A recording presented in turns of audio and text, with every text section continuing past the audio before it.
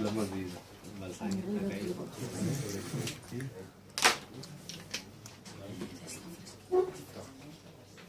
Bueno, vamos a comenzar porque como tenemos ya un retrasillo, esto no funciona, ¿no? Sí, habla un poquito. Ahí. Bueno, bienvenidos a todos.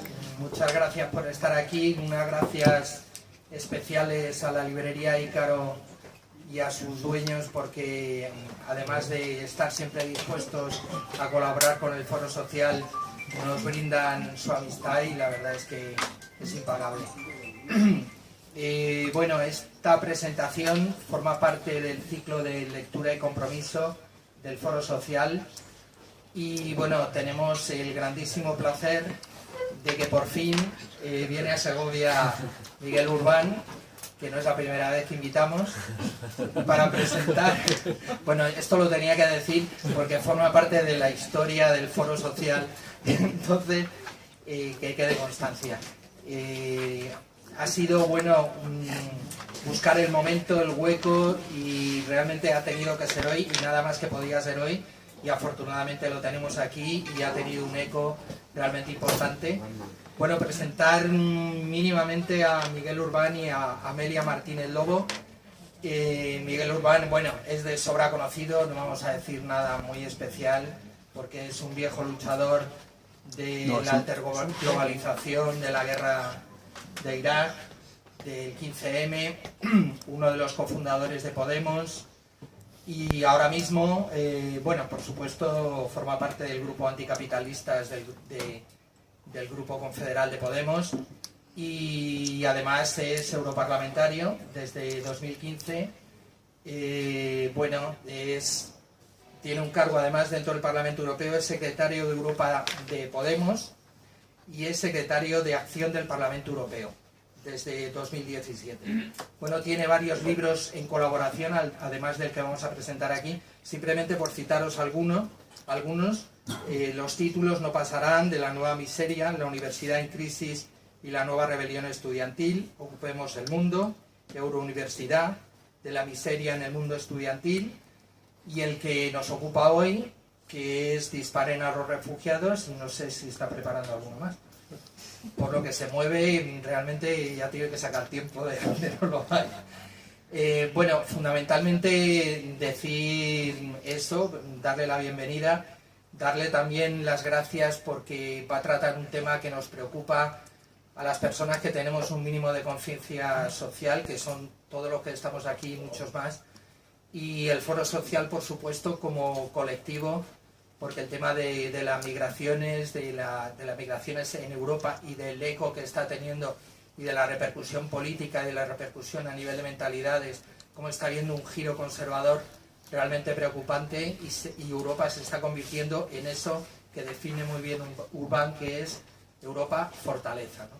Sobre eso le vamos a escuchar, supongo, cuando nos cuente un poco la presentación del libro. Y hablar simplemente la presentación. Amelia Martínez Lobo es asesora del Parlamento Europeo y secretaria de Europa de Podemos también, o sea que Podemos está bien representado, además de por algunas personas que están aquí. Y bueno, simplemente daros la palabra y bienvenidos.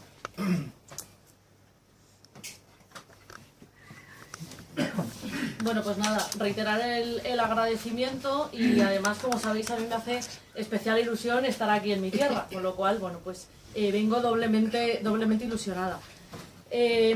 Yo por mi parte, bueno, dar unas pinceladas sobre la política migratoria de la Unión Europea, que luego Miguel abordará también un poco cómo se construye esa política migratoria, cómo se construye ese relato y su vinculación a la política de defensa común y a la ultramilitarización de nuestras fronteras. En los últimos años, lo que ha ocurrido con la política migratoria de la Unión, lo que ha ocurrido es que se han cerrado las vías legales y seguras de acceso a Europa. No hay manera de llegar a Europa ni por ninguna vía legal ni ninguna vía segura. Eso lo que favorece es el florecimiento de mercados negros donde, bueno, pues las mafias campan a sus anchas, ¿no? Y en las mafias, en ese tráfico con seres humanos, bueno, pues hay casos de tortura, como sabemos, de muerte, de violaciones de derechos, de violaciones y de trata de blancas, de trata de mujeres, en el caso de las mujeres, las violaciones de derechos de mujeres especialmente sangrantes. ¿Qué ocurre? Que los dirigentes de la Unión Europea, cuando ven que esto se les está yendo un poquito de las manos, lo de las mafias, y el proceso de externalización de fronteras, lo que deciden es subcontratar a los matones libios, que bueno, los llaman guardacostas por llamarlo de alguna manera, pero que en realidad son mercenarios, grupos paramilitares, a un estado fallido como Libia, donde además es muy difícil, no está sujeto a ningún tipo de escrutinio público, dónde va ese dinero público, dónde va lo común de los ciudadanos y de las ciudadanas europeas. Y ahora mismo hay proyectos, pues bueno, no solamente de entrenamiento militar a los matones, porque son matones libios, sino que hay sobre la mesa acuerdo ahora mismo de 5.000 millones de euros entre Italia y Libia, así como, bueno, pues en 2020 una cosa que se llama el Proyecto Aurora, que ya habréis oído hablar de él, que es a partir de 2020 le cederán la coordinación de los rescates en el mar, se lo cederán a Libia. Ahora mismo se estaba coordinando desde Roma, a partir de 2020, dentro de menos de un año y medio, la coordinación de los rescates lo va a tener Libia. Eso quiere decir que no van a ir a rescatar a náufragos ni a personas. Porque cuando nosotros hablamos nos gusta hablar de personas, no nos gusta hablar de migrantes ilegales, económicos, hablamos de personas, hablamos de seres humanos. Y al final, cuando nos meten con calzador este argumento tramposo de que lo que hay que hacer es luchar contra las mafias, y es un argumento tramposo que no solamente utiliza Salvini, es que también lo utiliza Macron, pero que también lo utiliza Sánchez, no se nos olvide. Y las mafias es el incendio que efectivamente hay que apagar, por supuesto, pero que la política migratoria de la Unión Europea ha sido la gasolina que ha contribuido a ese incendio.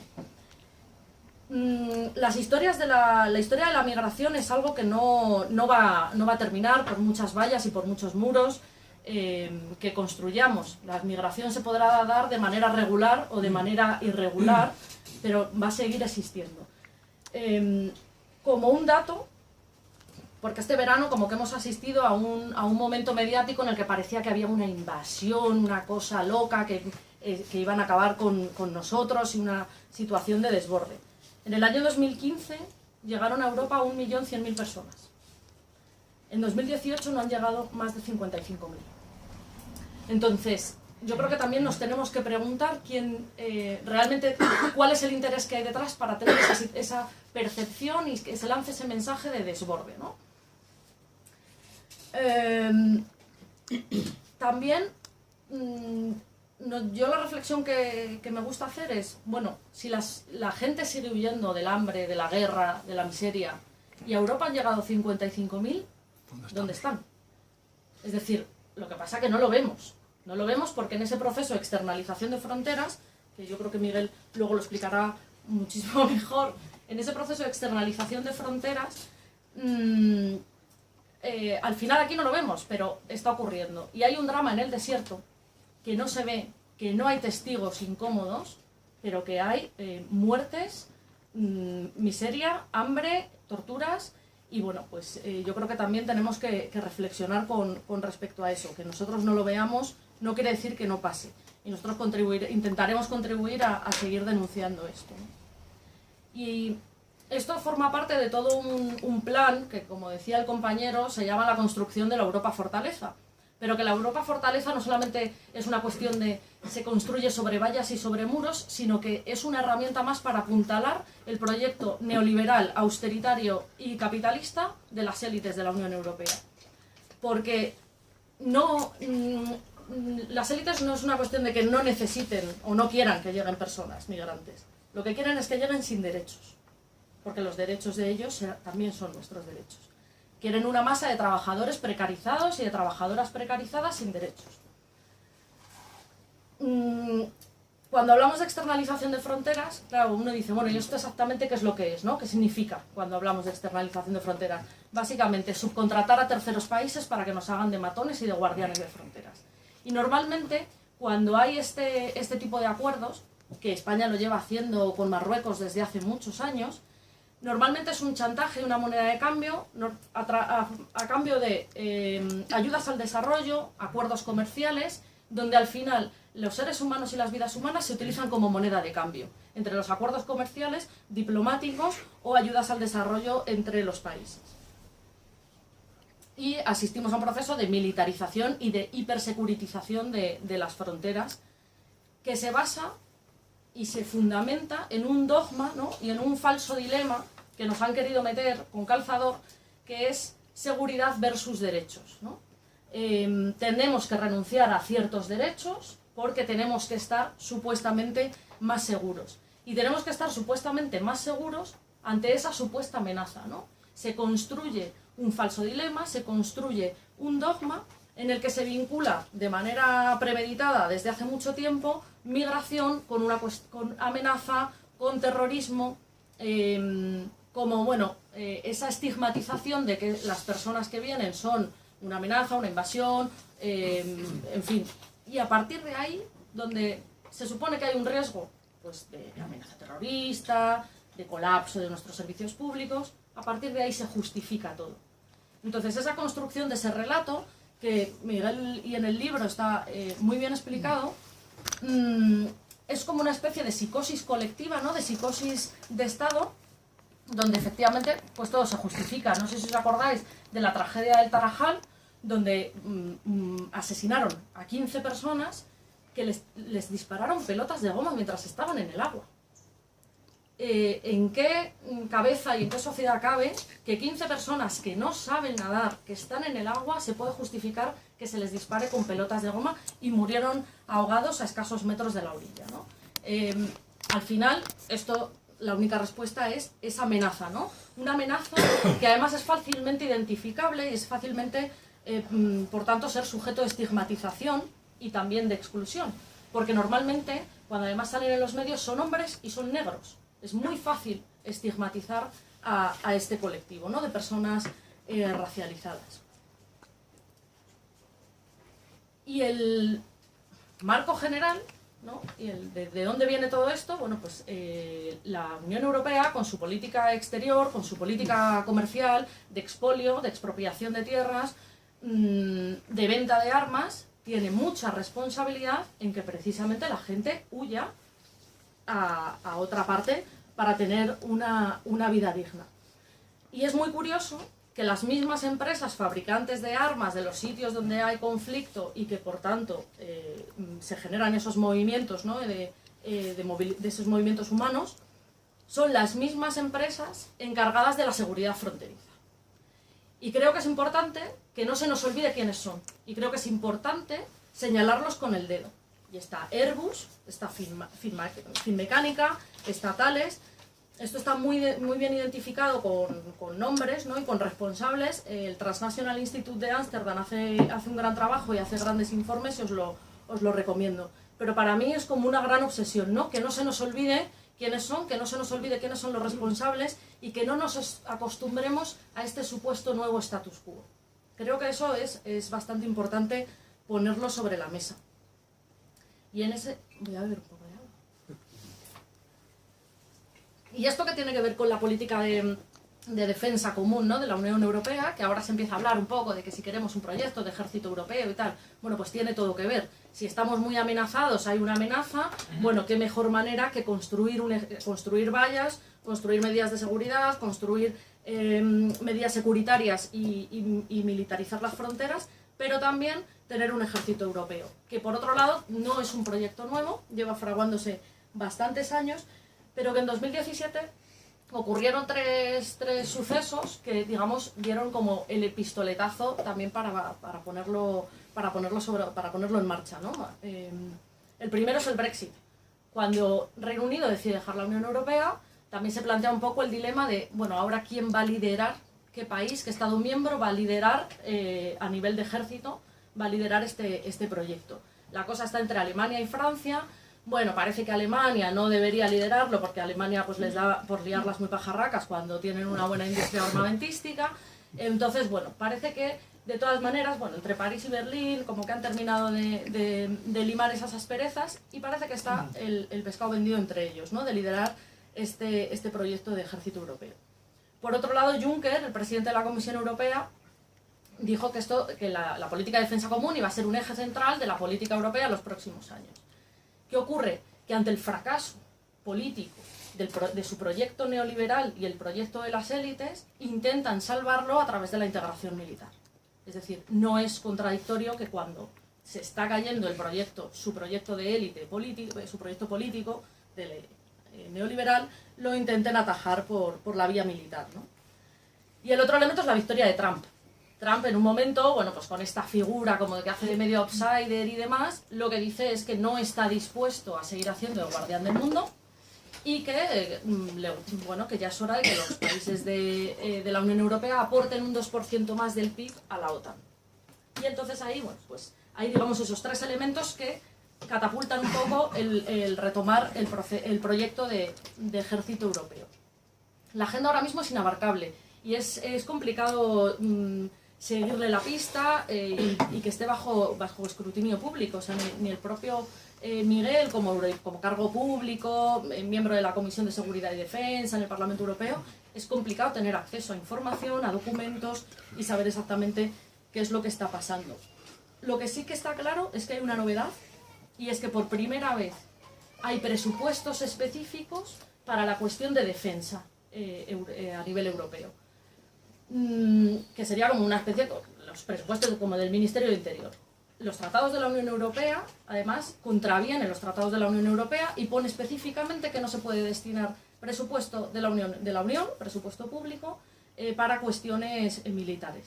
Bueno, pues ahora mismo hay hasta 2020 ya comprometidos más de 11.000 millones de euros en proyectos pues, de investigación, de cosas que I+D+I, que si investigamos por aquí. Bueno, son proyectos de defensa y son proyectos que van en la línea de la construcción un ejército europeo.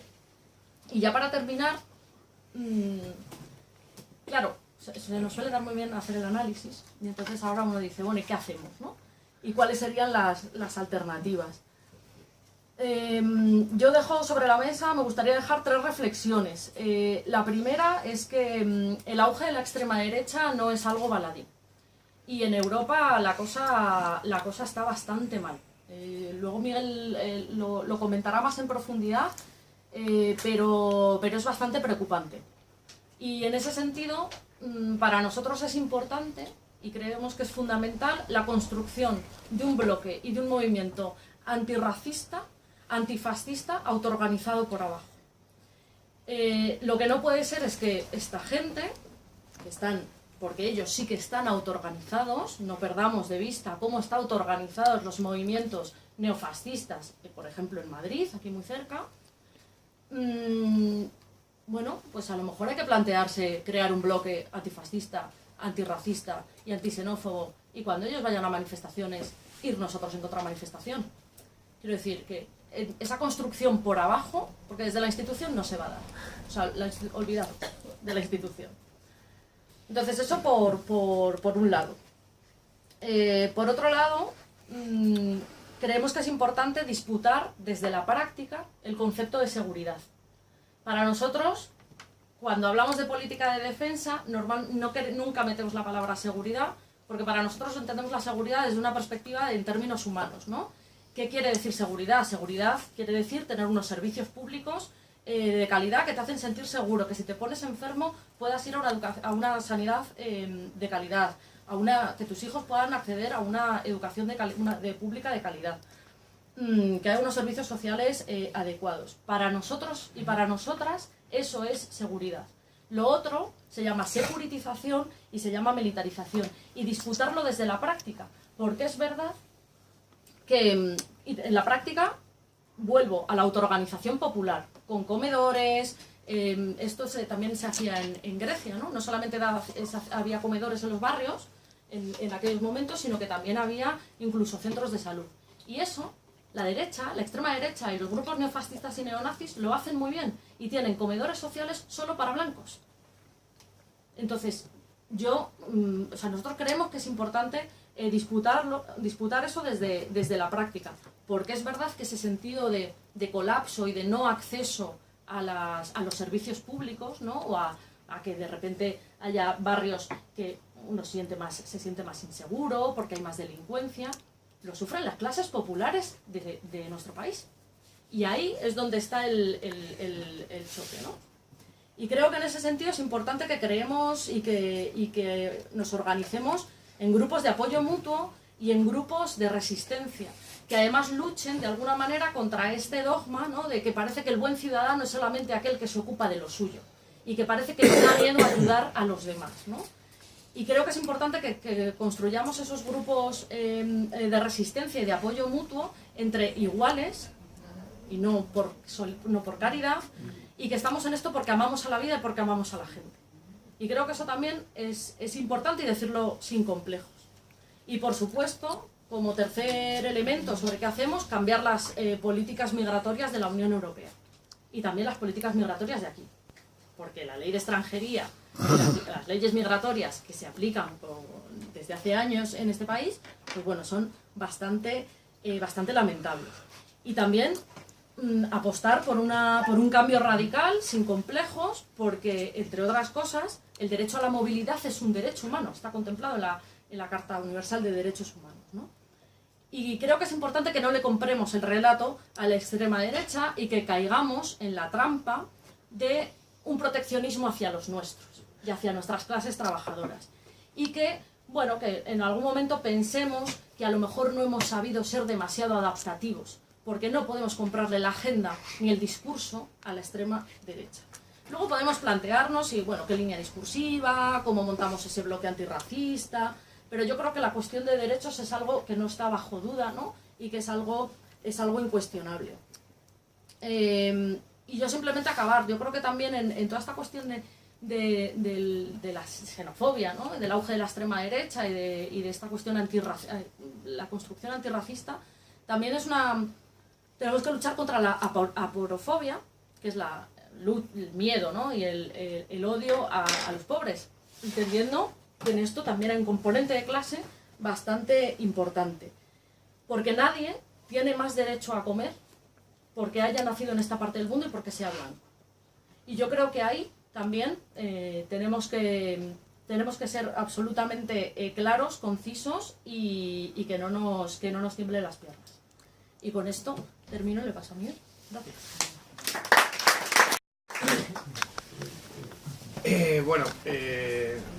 Yo lo primero, dar las gracias a Ícaro por acogernos.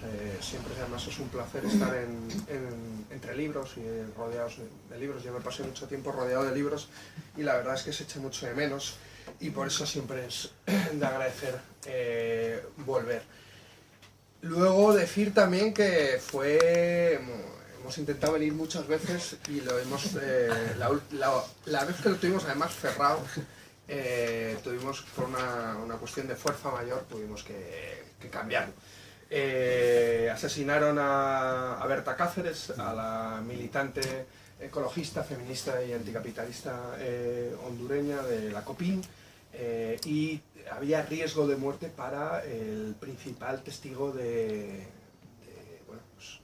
este caso de la acusación, el principal testigo, que era un mexicano que estaba en su casa y que le dieron por muerto, y vio todo el propio asesinato, y al estar implicado el propio Estado hondureño, corría riesgo su propia vida, y montamos una misión para intentar sacarlo del país, y bueno, conseguimos sacar del país. Está en protección de testigos justamente en España, ¿no? Entonces, por eso no pudimos venir, en este caso a Segovia, nos cogimos un avión corriendo a Honduras, y bueno, teníamos esa deuda pendiente aquí, y nada, pues la saldamos gustosamente y vendremos también en otra ocasión. Además, creo que era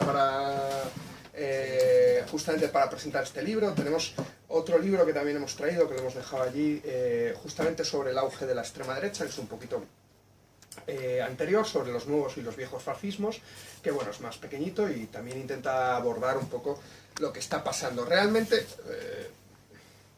o sea, disparen los refugiados, ¿no? O sea, es un título cuanto menos provocador, pero la verdad es que es una frase de la dirigente de la extrema derecha alemana, de Frank Perry, de Alternativa por Alemania, que dijo: hagan lo que tengan que hacer para que no lleguen a Alemania, y si es necesario, dispárenlos, ¿no?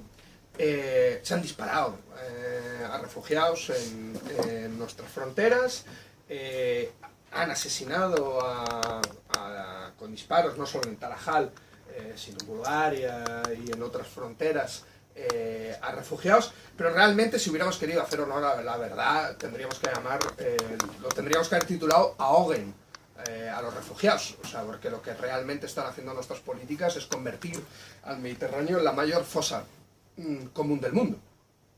Nos estamos,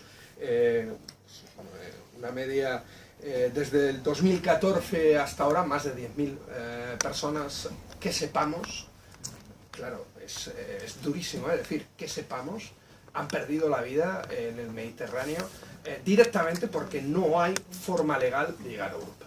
Y yo creo que eso es una cuestión muy importante, ¿no? Los primeros que demandamos formas legales y seguras de llegar a Europa somos nosotros. El problema es que no hay esas formas legales y seguras ahora mismo de llegar a Europa. Se han cerrado. Se han cerrado y por eso nosotros hablamos de que se ha ido construyendo una Europa fortaleza. Una Europa fortaleza que, como decía en cierta medida Amelia, se basa mucho también en cómo hemos ido construyendo un imaginario que permite que esto pase. Porque alguna gente se pregunta, ¿por qué se permitieron los campos de concentración? Claro, los que cuando estaban quemando cuerpos y en Viena llegaba el humo, no se conocía, no se sabía. Claro que se sabía. ¿Por qué se permitió?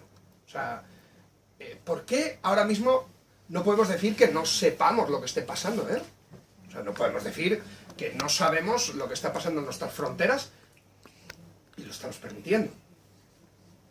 De una forma más activa o más pasiva. Pero lo estamos permitiendo. ¿Por qué lo estamos permitiendo? Es algo que a mí, o sea, me llama poderosamente la atención.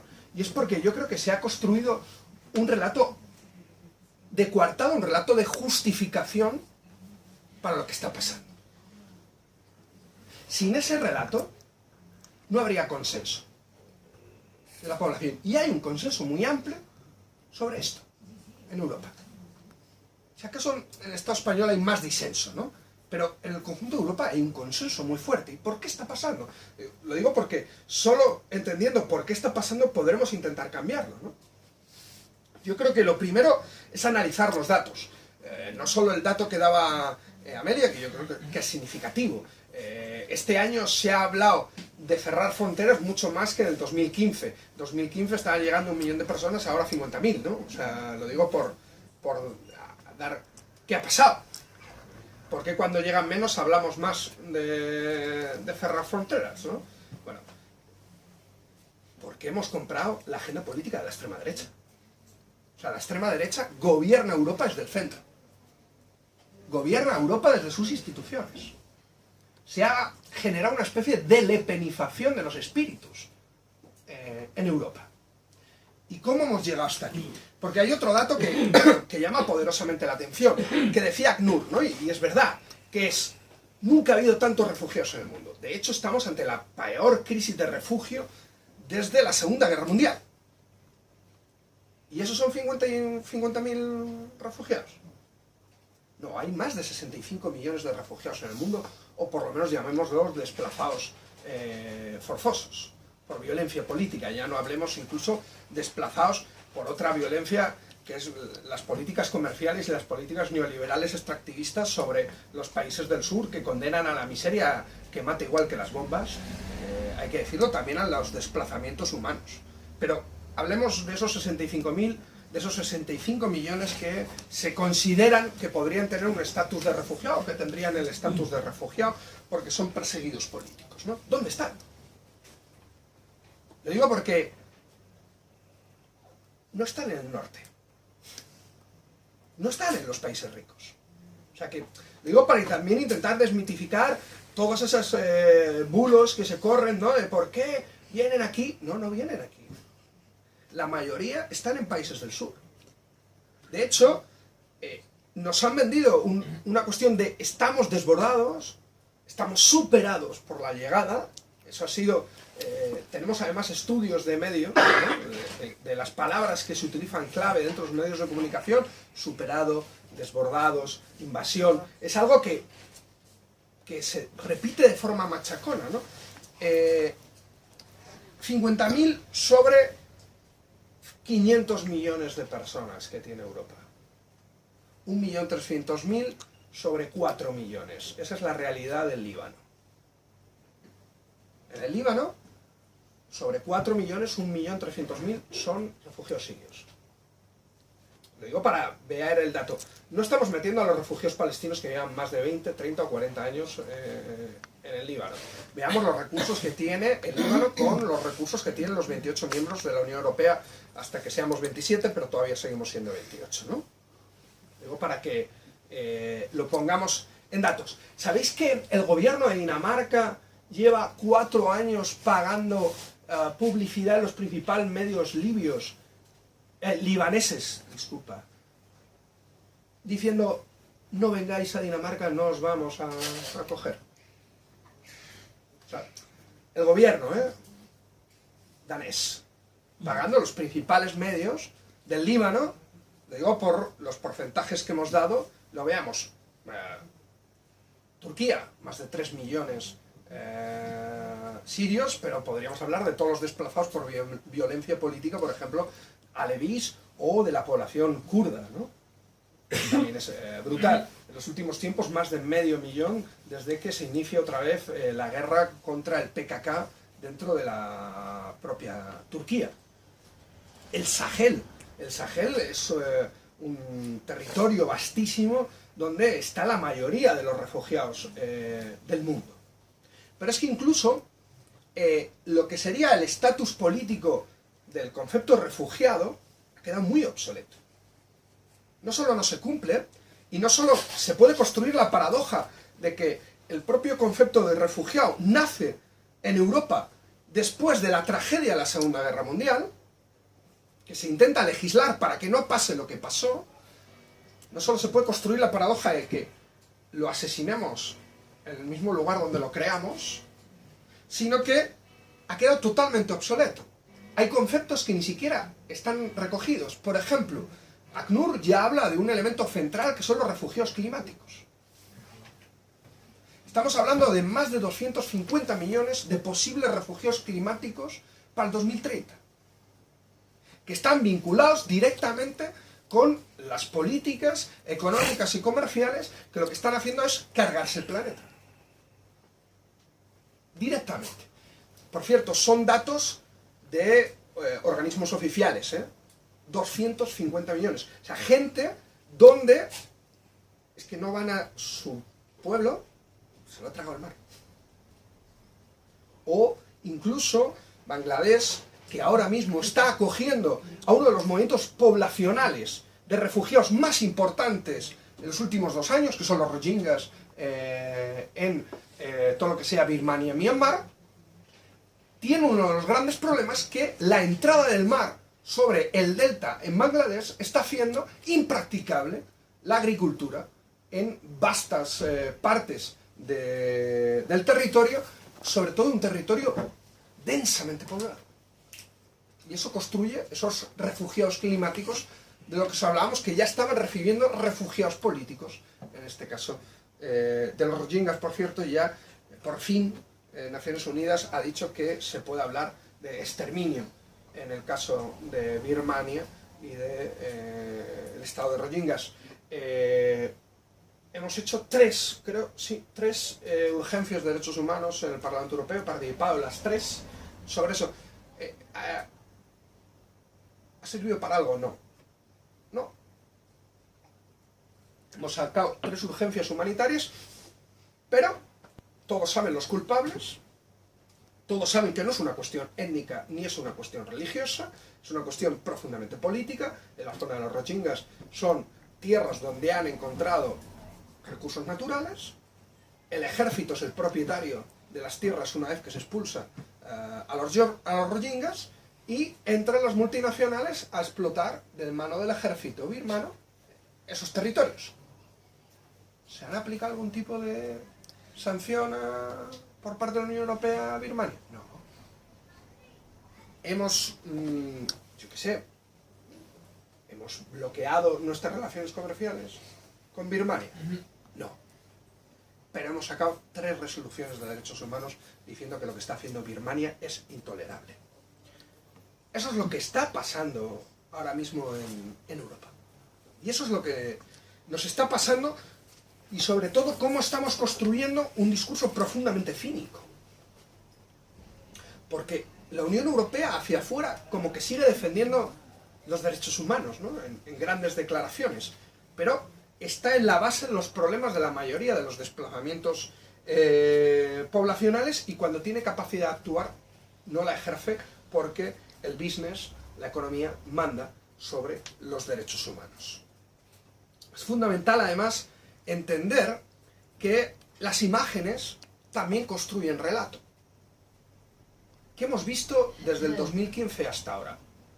Hemos visto campamentos de refugiados sobrepasados.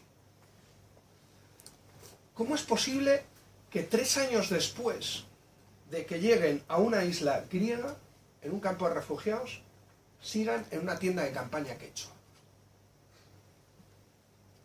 Eso no es posible, no es superación. Eso es una política planificada.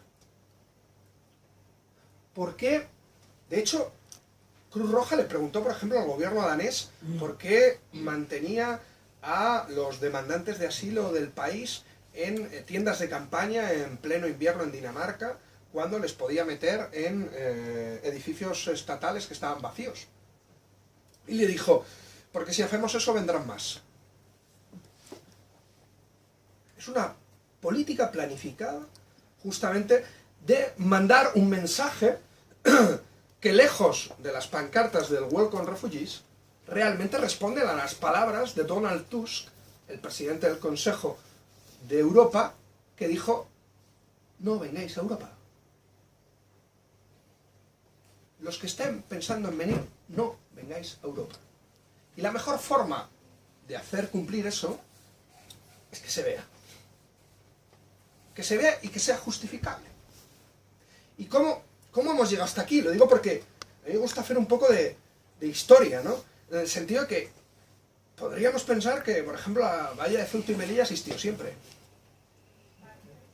De hecho, no es verdad. Ha existido desde que estamos en la Unión Europea. De hecho, se construye la valla para entrar a la Unión Europea. O, para ser más realistas, o más exactos, se construye la valla para entrar en Schengen. Las políticas migratorias de la Europa fortaleza empiezan a diseñarse a raíz de la creación de Schengen.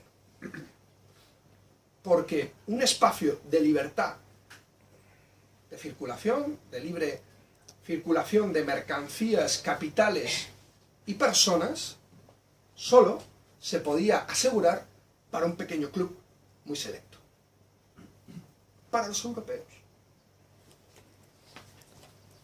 Y para asegurar el club de movilidad para los europeos, había que blindar, había que construir una fortaleza sobre Europa.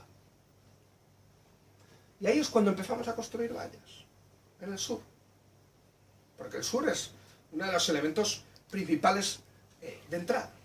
Y empezamos a construir vallas en Ceuta y Melilla, pero empezamos a ir diseñando unas políticas, por ejemplo, migratorias, una legislación migratoria que construye vallas invisibles mucho más peligrosas que las concertinas. Porque lo que hacen es que obligan a las personas a vivir sin derechos durante años. Durante años. De hecho, la primera vez que la legislación migratoria española empezamos a hablar de la migración como un problema es cuando entramos en Schengen. De hecho, para entrar en la Unión Europea, una de las exigencias de entrada a los países que quieren entrar es que reformen sus legislaciones migratorias. Se les pide y se les da dinero para que las adapten a las necesidades europeas. Eso, por ejemplo, está pasando ahora en los Balcanes, ¿no? Y son vallas muy, muy peligrosas y muy invisibles. Y que nosotros, como no las vivimos, no las sentimos. Yo siempre recuerdo, trabajé muchos años en Arganzuela con población migrante, fundamentalmente con mujeres latinas, y yo recuerdo que en temas de orientación, proyectos. Y recuerdo que hablando con una compañera, vamos, que venía, que ya 3 años viviendo sin papeles en Madrid, trabajando en una panadería, por primera vez en 3 años le daban vacaciones. Tenía un mes de vacaciones. Yo dije, hostia, vamos a planificarlo para que tengas un mes con la familia donde podáis hacer actividades culturales, cuestiones que puedas hacer sin pagar, ¿no? Y venía cada semana y le decía, ¿has ido al cine de verano que te pasé? No.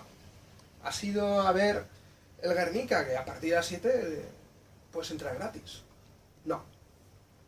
Después de un mes preguntándola, me dijo, y ahí entendí lo que pasaba. Y me dijo, tengo miedo. Tengo miedo a salir, a que me piden los papeles y que me internen en un centro de internamiento. Y le dije, pero si sales cada día para ir a trabajar, no me queda más remedio.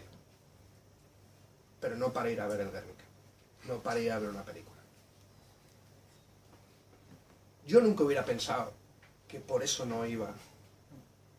¿Por qué? Porque yo no lo vivo.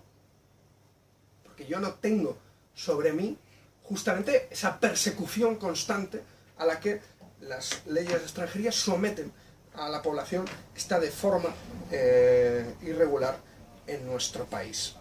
Eso es la Europa fortaleza, no solo las vallas, no solo las concertinas, sino sobre todo esa legislación que al final nos hace una pregunta perversa, que es ¿quién tiene derecho a tener derechos en Europa? Esa es la verdadera pregunta de todo esto.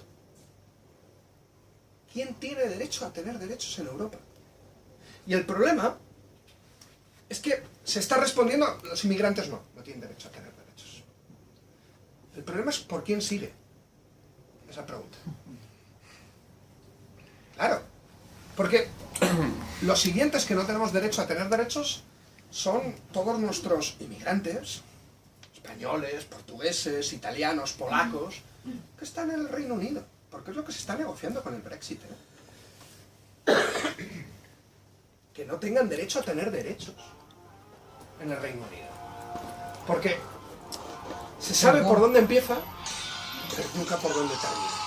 Entonces yo creo que es muy importante una cuestión fundamental, que es entender que para nosotros esto no es un elemento de caridad, ni siquiera de solidaridad. Es una cuestión de apoyo mutuo. O sea, defendiendo los derechos de las personas migrantes, estamos defendiendo nuestros derechos. Estamos defendiendo que haya derechos en Europa.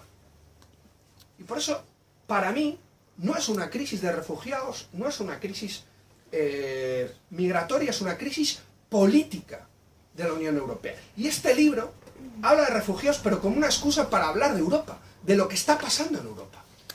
Y esa crisis política, una muestra de ello, es la Europa fortaleza, pero otra, por ejemplo, es la emergencia de la extrema derecha. O el Brexit, o el OGI en Grecia, o las políticas de austeridad. Todo está ligado. Y hay que ligarlo, y hay que dar una respuesta común, porque además hay un elemento central, que es que las propias políticas migratorias están construyendo además una estigmatización de la población migrante. Están tratando la migración como un problema. Y si es un problema, la gente empieza a verlo como un peligro. De hecho, cada vez es más terrible la asimilación que se suele hacer entre seguridad, migración, terrorismo. Incluso desde los propios cargos públicos, ¿no? Yo creo que el Fernández Díaz en el 2015, ¿no? Con el aumento de la llegada de refugiados, los vinculaba de forma directa con el ISIS, ¿no? De hecho, yo recuerdo en la isla de Moira, en un campo de refugiados, se los intentábamos explicar a un refugiado que acaba de llegar con su hija, ¿no? Que, bueno, pues que alguna gente podía entender que a lo mejor había terroristas infiltrados, porque era lo que se estaba diciendo, ¿no? Entre la gente que se está jugando la vida para llegar, ¿no? ¿Sabes lo que hizo? Nos levantó la camiseta del torso de su hija y nos enseñó una cicatriz que iba desde aquí hasta aquí. Esto se lo ha hecho el ISIS. para que no pudiera tener descendencia. ¿Me están llamando terrorista? Entonces, creo que es muy importante comprender lo que verdaderamente está pasando para poder también cuestionarlo. Y porque creo que es fundamental disputar cada cola del supermercado, cada WhatsApp que nos llega, cada conversación racista que escuchamos en un bar, ¿no?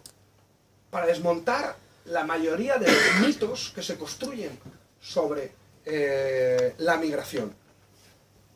Además, es espléndido ver cómo se ha ido acelerando los procesos de la construcción de la Europa fortaleza en los últimos años, amparándose en esa coartada de la que hablábamos y en esos consensos de los que hablábamos. Del welcome refugiados hemos pasado, por ejemplo, a la externalización de fronteras. Las fronteras ya no están solo en Ceuta y Melilla, sino las fronteras ya no las tenemos en Grecia, sino que las tenemos en Turquía, a la cual estamos pagando 3.000 millones de euros a una de los gobiernos que más periodistas dicen encarcelados, lo que más vulneración de derechos humanos, digo, de nuestro entorno cercano, comete, para que haga de policía de fronteras. Le estamos pagando 5.000 millones de euros a los libios para que hagan de policía de fronteras. Le estamos pagando 1.700 millones de euros en acuerdos de buena vecindad a Marruecos para que haga de policía de fronteras nuestra, o incluso nos estamos olvidando de nuestros hermanos saharauis a cambio de que hagan de policía de fronteras. Pero incluso se ha dado un paso más que se ha llamado, o que es conocido como el modelo australiano de gestión de fronteras, un modelo condenado por Naciones Unidas y por los propios tribunales, por cierto, australianos, como ilegal y como vulnerador de derechos humanos, que es la externalización de los centros de internamiento fuera de territorio, en ese caso australiano, que los llevaban a Papúa Nueva Guinea, que era una dictadura, gestionados, por cierto, por empresas privadas, como Ferrovial, no sé si os suena, gestionando centros de internamiento de extranjeros en Papúa Nueva Guinea, condenados por los tribunales australianos y denunciados por Amnistía Internacional. Y ahora eso mismo lo estamos intentando hacer nosotros en Libia, lo estamos intentando hacer en Serbia, lo estamos intentando hacer en Albania, lo queremos hacer en Marruecos y lo queremos hacer en Turquía.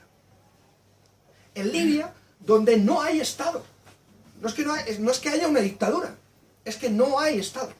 Es que hay bandas armadas que controlan el territorio, a los cuales llamamos guardacostas libios. Entonces, eso es la aceleración de la que hablábamos. De hecho, para la aceleración en la Unión Europea siempre es importante saber el dinero. Tú ves cuando es algo importante, según se mete dinero o no se mete dinero. Mira, Frontex, que sería un poco el guardacostas, guardia de fronteras europea, ha aumentado en un 5.000% su presupuesto en los últimos 10 años. Creo que demuestra cómo en los últimos 10 años ha aumentado el interés político y por ende la inversión económica en los temas migratorios. De hecho, el único anuncio que hizo el presidente de la Comisión Europea, Juncker, fue que van a crear 20.000 puestos más de policías de fronteras para controlar las fronteras europeas. Entonces, lo que verdaderamente se está construyendo también, y yo creo que es muy importante saberlo, es un gran negocio en torno a la seguridad y en torno a la migración. Un gran negocio de la xenofobia. Yo recomendaría justamente un informe del Transnational Institute que decía Amelia, que es el de Guerra de Fronteras, porque es muy interesante para ver cómo las mismas empresas que venden armas a zonas de conflicto, las mismas empresas europeas que venden armas en zonas de conflictos que generan refugiados que luego vienen a Europa, son los mismos que están vendiendo a Frontex y a los países europeos servicios de seguridad para que no entren esos refugiados que sus bombas han creado, ¿no? Por cierto, ya que estábamos señalando y que a Amelia le gustaba, Indra, lo digo por señalar también españolas, ¿sabes? Ferrovial y ACS ganan 9 de cada 10 euros invertidos en la valla de Ceuta y Melilla, exactamente más de 10 millones de euros en su mantenimiento cada año, 70 en su construcción. O sea, según Migrant Files, en 2015, eso ha aumentado muchísimo, pero son los datos que nosotros tenemos. Migrant Files fue un estudio realizado por 15 medios de comunicación, entre ellos El Confidencial, planteaba que en Europa nos estábamos gastando en el control de la frontera sur más de 15.000 millones de euros al año en la gestión. Más o menos lo mismo que ganaban los traficantes por traer migrantes a Europa. De hecho, si la Europa fortaleza, el negocio de los traficantes no existiría. No existiría. Yo creo que es muy interesante, por ejemplo, conocer el caso de Melilla, ¿no? O el caso de Melilla cuando el tema de los sirios era muy paradigmático. Era muy paradigmático porque no sé si conocéis Nador. Nador está como a unos 20 kilómetros más o menos de... Más cerquita todavía. Muy poquitos kilómetros Puedes ir andando. de Melilla a Nador, ¿no? Las mafias cobraban entre 1.500 y 2.000 euros a cada sirio por pasarles de Nador a Melilla, ¿vale? Les pasaba con una cosa que se llaman pasaportes prestados. A un subsahariano no le pueden hacer pasar por marroquí, pero a un sirio sí. Entonces los hacían pasar por marroquíes. Normalmente los pasaban separados, a las familias separadas, con el peligro que eso conlleva. Muchos menores no acompañados se quedaban con las mafias porque era mucho más caro pasar a una familia completa a Melilla, ¿vale? En Nador hay un consulado español. Sabéis que cuando la guerra de los Balcanes, una de las prácticas para construir corredores seguros para los refugiados que pudieran venir a España y a otros lugares de Europa, ¿sabéis cuál fue? Habilitar lo que se llaman visas temporales humanitarias. ¿Vale?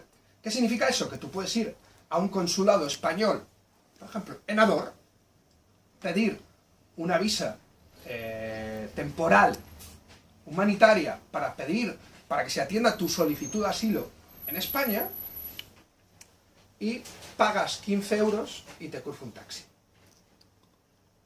a Melilla. El gobierno eliminó la posibilidad de pedir visados humanitarios temporales. Medidas hay, se han puesto en práctica, han sido efectivas. En otros casos no hay voluntad política para hacerlo. Cuando nosotros hablamos de formas seguras y legales de llegar a Europa, es eso. No son barcos, no son... es que no es necesario. Porque a veces nos podemos hacer como una película de guerra, ¿no? Los vamos a buscar y los llevamos. No hace falta. Tenemos más de 28 consulados de los 28 países miembros que podrían hacer esto que ya se ha hecho en otras ocasiones y que evitaría muertes. Sería mucho más seguro porque estaríamos también controlando quién entra, cómo entra, para qué entra. O sea, sanitariamente además sería mucho más seguro para todo el mundo. Pero no se hace. Porque no hay voluntad política para hacerlo. Con lo cual, mecanismos sí que hay. Cuando nosotros hablamos de pasajes seguros, de formas seguras, nos referimos a esto. Lo digo por el tema de las alternativas, que a mí siempre me parece importante mencionarlas. O sea, porque si no parece que es que lo único que queremos es que entre todo el mundo. No va por ahí. No va por ahí. De hecho, queremos que se pongan en práctica elementos que ya se han hecho. Otro elemento sobre el tema de la justificación que a mí me parece fundamental, que es, yo creo que hay un elemento evidentemente de xenofobia política dentro de la estigmatización de la población migrante dentro de las políticas y las legislaciones migratorias. Pero hay un elemento para mí central en la justificación para entender por qué estamos permitiendo que esto pase, que es la xenofobia de matriz económica. ¿Cómo se construye esa xenofobia de matriz económica? Está profundamente vinculado a la Europa neoliberal y a las políticas de austeridad. Las políticas de austeridad y de ajuste han construido no solo miseria, no solo desigualdad, no solo pérdida de derechos para los europeos, sino que han construido un imaginario potentísimo entre la mayoría de la población europea y sobre todo de las clases populares, que es no hay para todos. No hay para todos. Hay recursos escasos y no hay para todos. Yo estoy de acuerdo en una cosa. hay recursos escasos. Tenemos un país, un planeta finito, y deberíamos de racionalizar los recursos. El problema es que ante la lógica de no hay para todos y de los recursos escasos se construye un elemento que la socióloga Seaski Esasen llama de expulsiones. Expulsamos a sectores sociales del reparto, en vez de cuestionar el reparto. En vez de cuestionar cómo se reparte la riqueza en Europa, lo que hacemos es expulsar a una parte de la sociedad para que teóricamente nos toque alguna migaja a nosotros. Lo que estamos haciendo, o se podría resumir, quien te quita el trabajo no es el que viene en patera, sino el que va en yate y se lleva el dinero a un paraíso fiscal. Porque eso es lo que está pasando a día de hoy. De hecho, nunca ha habido tanta riqueza en Europa y nunca ha habido tanta desigualdad en Europa. De hecho, en estos 10 años ha aumentado de forma espeluznante la desigualdad y hemos construido una especie de Europa de millonarios a costa de millones de pobres. Porque parte de la crisis política de la Unión Europea se llama una Unión Europea que ha dejado de perseguir o de combatir la pobreza para combatir a los pobres. Eso es lo que tenemos ahora mismo. Esa xenofobia de matriz económica está en el eje central de la justificación de la expulsión de los migrantes de la sanidad, de los derechos. De hecho, es curioso ver, por ejemplo, los estudios sobre el apartheid sanitario que construyó el PP desde el 2012 hasta ahora, ¿no? La exclusión de los irregulares o sin papeles de la sanidad pública lo que hizo fue, primero, aumentar los costes y segundo, aumentar la mortalidad. Desde el 2012 al 2018, un 15% más de mortalidad en las personas sin papeles, a causa directa de nuestras políticas. Y además nos ha costado más, por cierto. Y entre otras cosas, colapsan las urgencias. Claro, justamente parte del colapso de urgencias está ahí. Con lo cual, a mí hay un elemento que me parece fundamental. Nosotros no podemos llevar la pancarta de Welcome refugiados, bienvenidos refugiados. Tenemos que llevar una pancarta en la otra mano que ponga Troika Go Home. Acabemos con la austeridad, acabemos con las políticas neoliberales, van de la mano. Van de la mano. No podemos permitir que haya una guerra entre el último y el penúltimo dentro de las clases populares por recursos escasos. No podemos permitir acoger a migrantes y refugiados si no aumentamos el dinero en la sanidad, en la educación, el dinero para la vivienda, el dinero para la prestación al desempleo, los servicios sociales. Y por eso va vinculado, justamente, entendiendo que la lucha no es por sus derechos, sino por nuestros derechos. Por los derechos de todas y de todos. Yo creo que ese es el elemento, o de los elementos centrales que tenemos que tener en cuenta cuando abordamos también las discusiones de este tipo, ¿no? Yo hay varias, para ir terminando, hay varias experiencias que a mí me han marcado a lo largo de estos años. La verdad es que hemos hecho un trabajo ingente, yo siempre lo digo, es muy importante pensar que no hay superdiputadas ni superdiputados, hay grandes equipos. Yo tengo la suerte de tener un gran equipo de personas que ha permitido que como equipo abordemos muchos temas, visitemos terrenos, nos metamos en barcos, nos metamos en campos de refugiados, nos metamos en zonas de conflicto, nos metamos en ciudades asediadas, o sea, podamos denunciar lo que está pasando, ¿no?